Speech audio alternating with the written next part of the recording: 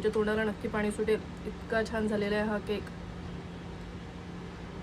नमस्कार, कशा आहात मैत्रिणींनो? आज काय खासमध्ये कीर्तीच्या टेरेस किचनमध्ये आपण बनवणार आहोत दहीवड्याचा केक। तर चला बनवूया दहीवड्याचा केक। आपल्याला दही घट्ट पाहिजे, त्याच्यामुळे आपण हे दही गाळून घेऊ। फक्त त्याच्यातनं पाणी निथून घ्यायचं आहे आपल्याला।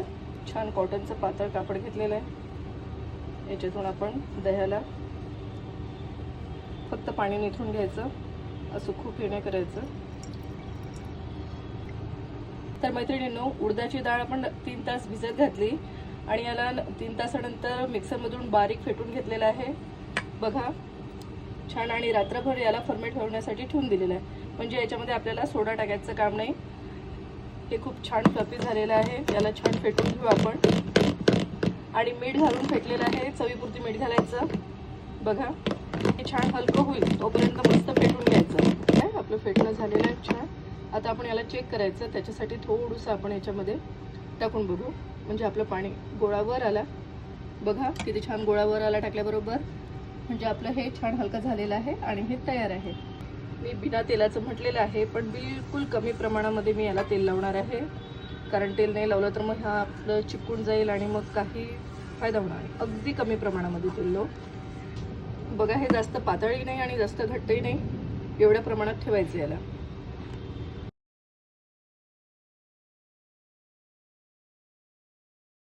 तर बघा आपलं पाणी नितळून गेलेलं आहे, आता आपण याला काढून घेऊ। याला अगदी फ्रेश दही घ्यायचं बघा, फेटून असं छान झालेलं आहे, अगदी गुळगुळीत झालेलं आहे। असं छान फेटायचं, तुम्ही मिक्सरमधून देखील फेटू शकता। फक्त याच्यामधलं पाणी काढून घ्यायचं।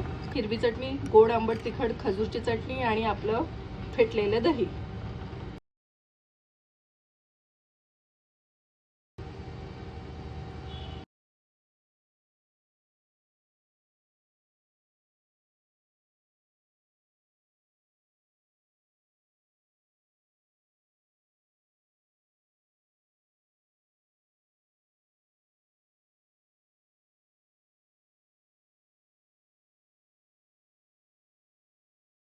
आपला हा लोटपोट दहीवडा केक तयार आहे।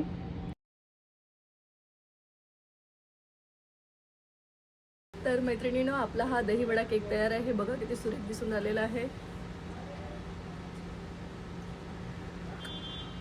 तुम्ही नक्की ट्राय करा।